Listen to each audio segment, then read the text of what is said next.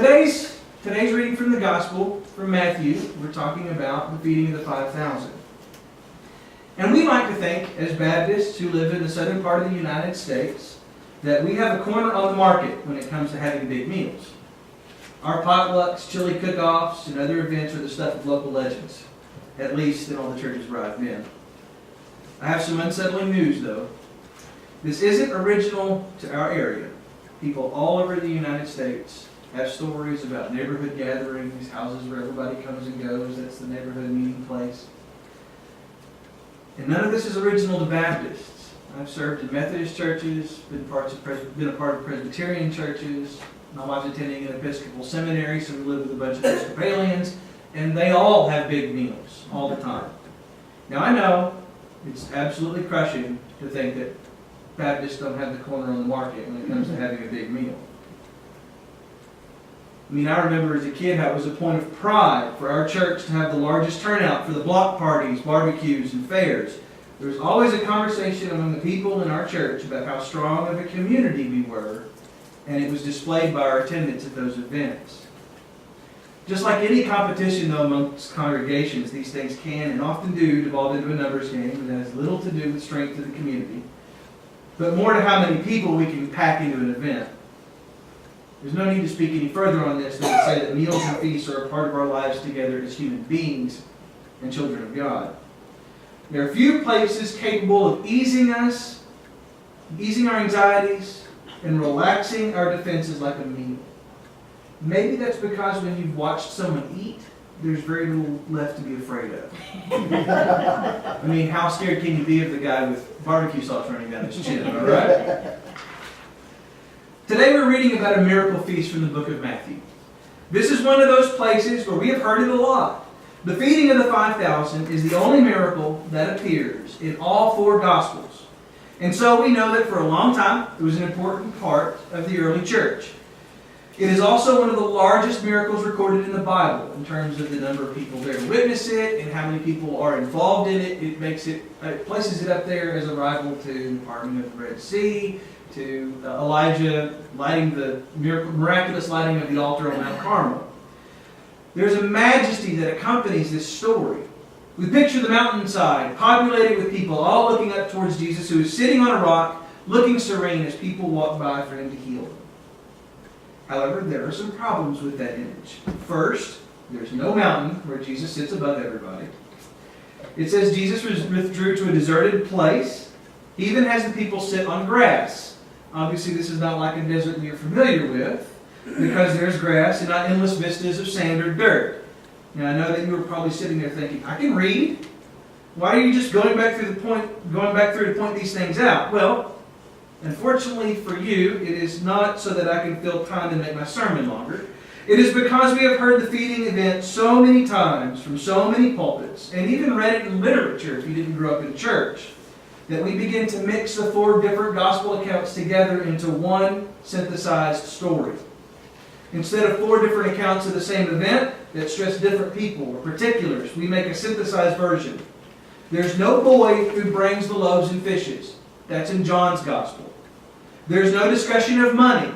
That happens in Mark and Luke. There are no disciples called out by name. That happens in all of the others but this one. Unfortunately, Matthew's description of these events is rather sparse in how the food got to be there. But that does not mean the story is less rich for it. These are not four different events that are recorded in four Gospels, but instead one event presented from four different perspectives. It can be confusing trying to keep straight what happened in which Gospel. Sometimes we probably just want to open our Bibles and see one Gospel. One story that contains all of these events in chronological order and makes it simple to follow. We are not the first group of Christians who wanted something like this. In fact, it is one of the early struggles of the church, this idea of a synthesized and collated gospel account. There are examples of these synthesized gospels being written in every generation, from ours all the way back to the first generation after Jesus went up into heaven in Acts. However, the early church council said that none of these reflected the fullness of the teachings of Jesus or the church, and so all of these early writings were excluded from the Bible. The early church decided that each of the 4 Gospels that we have today gave the most consistent and worthwhile picture of Jesus. And that's your history lesson on the development of the Bible. You can read more. I'll give you a bibliography if you want one. As we look at the text from Matthew, the mechanisms of how the 5 loaves and 2 fishes arrived there, or how Jesus performed this miracle, are not as important as the miracle itself. We do not get a description of Jesus like a magician who makes you see one card before waving his hands and now there's a whole deck. It says that Jesus does here what he does before every meal. He looks up to heaven with the bread, he gives thanks, and he breaks it. He gives it to the disciples to distribute. But be careful, this meal is not like the Last Supper. There's no wine, which represents the blood of the new covenant. This is a meal of necessity, not a precursor to the new life in Christ's resurrection. Instead, this is about people in a particular place at a particular time. They have come to hear Jesus. They have followed him on foot while he took a boat. Now, we should say that he was trying to get away for a bit. Obviously, he did not post on his Facebook that he wanted some private time before hopping in the boat. But the people are here. Jesus responds with kindness and grace. He steps out and begins to heal the sick because of his compassion. It seems to Jesus that the needs of these people take some precedence over his own pain and need for healing. I have taken, quote-unquote, mental health days from time to time. But Jesus changes his plans to meet the needs of this group. And that is something Matthew points out in the Gospel. But we need to pull back and look at this in the setting of the 14th chapter of Matthew. Just before Jesus leaves in the boat, we have the first 12 verses of the chapter, and those cast a long shadow over the rest of the story. Like a good novel, the early verses set into motion the events that we read about in the feast, in the walking on water that happens just after. So what happens in those verses that is so important? While we will not back up and read those verses, let's talk about what happens. John the Baptist had been preaching in the countryside, and one of the recurring sermons attacked the leader, Herod Antipas. Well, this son of Herod the Great, whom you may remember his dad was the one who said that all male children under the age of 2 in Bethlehem must die. Antipas was not all right with being challenged by this guy who lived out in the wilderness. However, he's not up to killing John because he fears that people will revolt. Herodias, who was the wife of Herod Antipas' brother Philip, and apparently was living with Antipas instead of Philip, wanted John dead because he tended to point out how this living arrangement was wrong. So, she makes her move during a large party thrown in Herod Antipas' honor by taking advantage of an oath the ruler makes to please her daughter. The daughter asks for John's head on a platter at the prompting of her mother. And that is the first 12 verses. When talked about like that, it sounds almost like an episode of Days of Our Lives. Anyway, when we look at this context for the actions of Jesus, we can see some incredible things popping out. Jesus gets in the boat to go to a secluded place because he hears about the news of John's death. His cousin was put to death for speaking truth. And it seems that Jesus is deeply affected by this. The crowd follows, not because they want to see how Jesus grieves, but they have their own problems that they want to bring to Jesus. The compassionate response is that Jesus begins to heal the sick among them. He doesn't ask for space or time. He makes these broken people whole. Then, when the day draws to a close, he throws his own feast. However, instead of it ending with death, this meal is about life. Here the people come together to share the life that is found only in Jesus. This is not merely some figurative or spiritual difference between the two feasts in this chapter. There's a definite contrast in how the two meals end. Herod Antipas is tricked into killing John the Baptist. Jesus is asked to send the people away for food and instead responds that they should eat together right there. Herod Antipas' power is displayed in his ability to kill John, while Jesus' power is displayed in how he gives life. This is the kingdom of heaven, set in stark contrast to other kingdoms. Jesus shows what the world looks like when God takes center stage.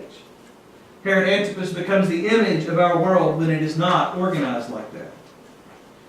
The miracle here is much larger than just the feeding of the people who have followed Jesus.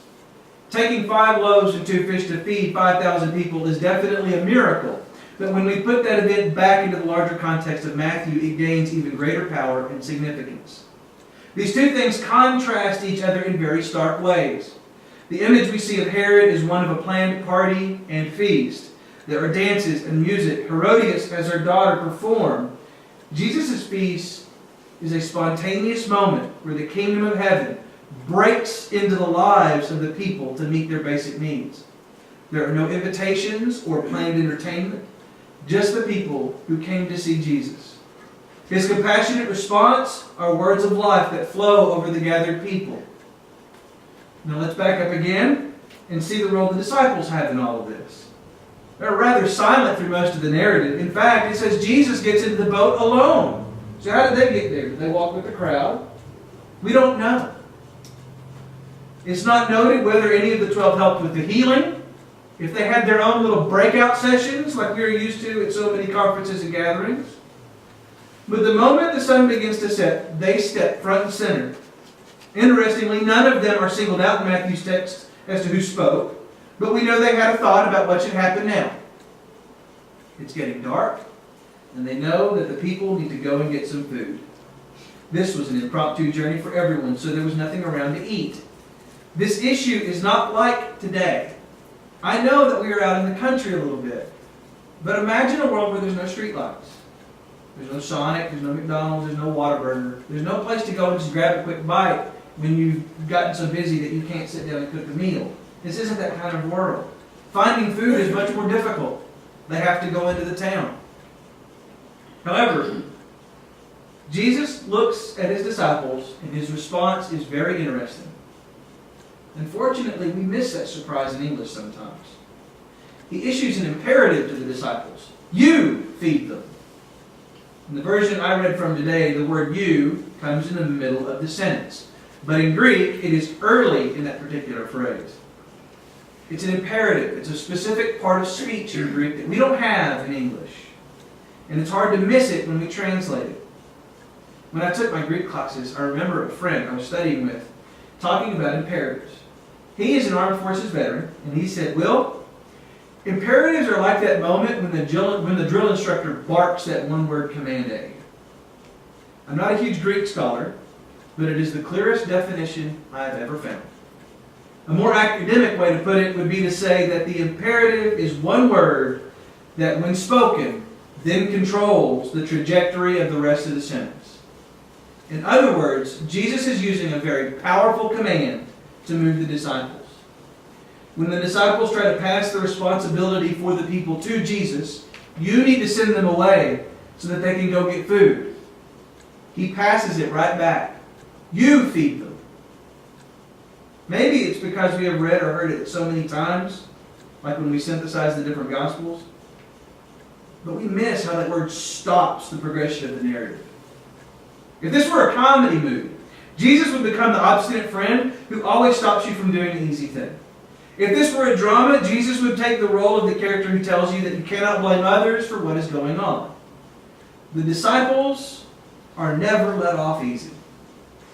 They have to turn back and look at the crowd and realize that this is their activity to deal with.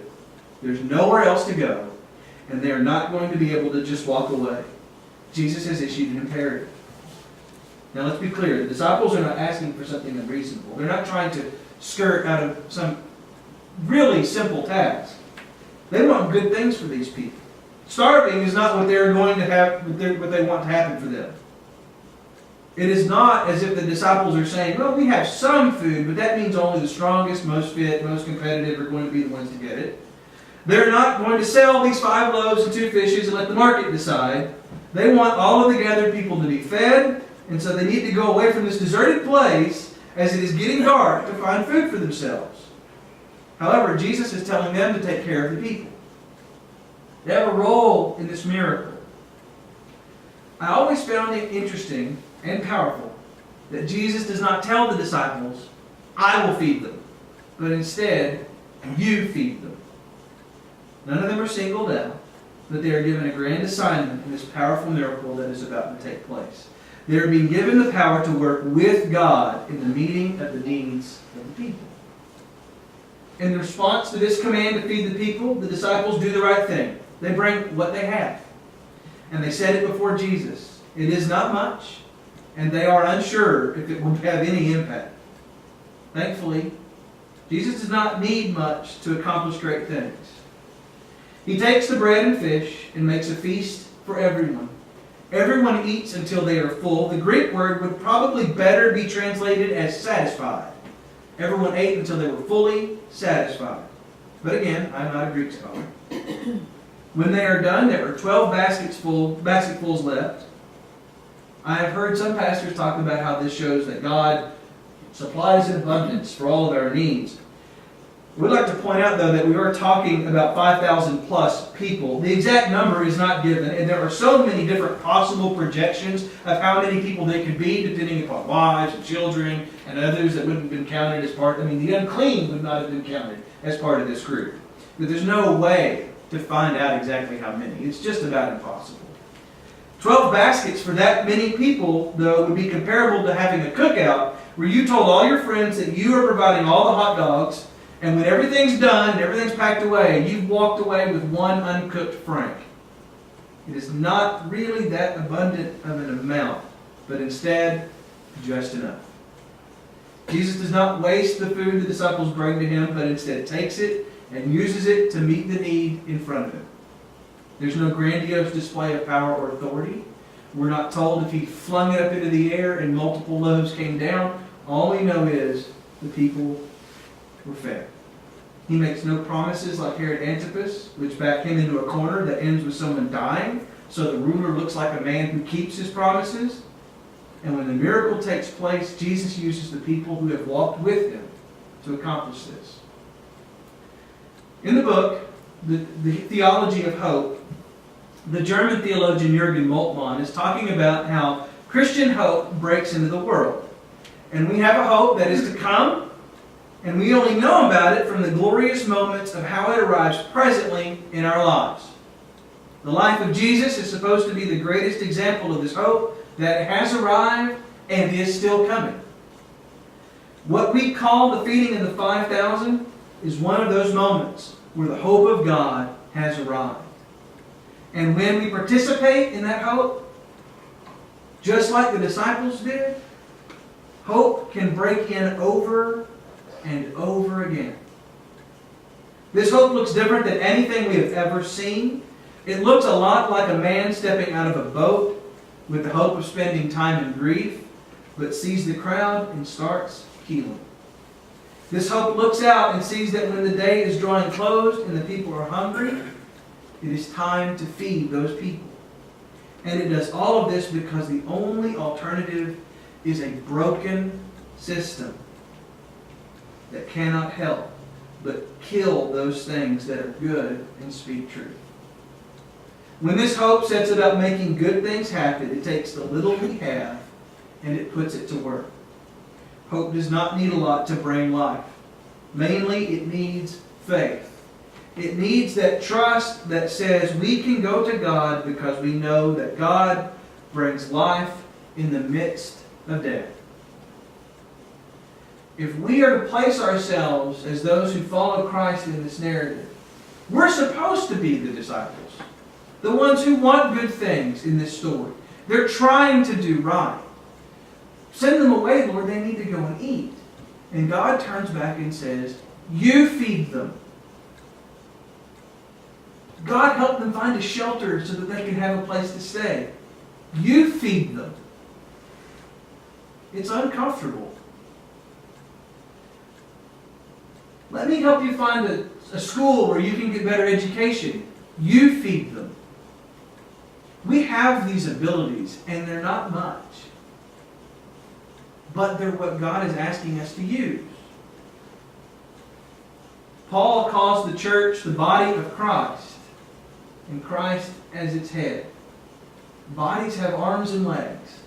Sometimes they're strong, and sometimes they're not, but they're there. And we are asked to use them.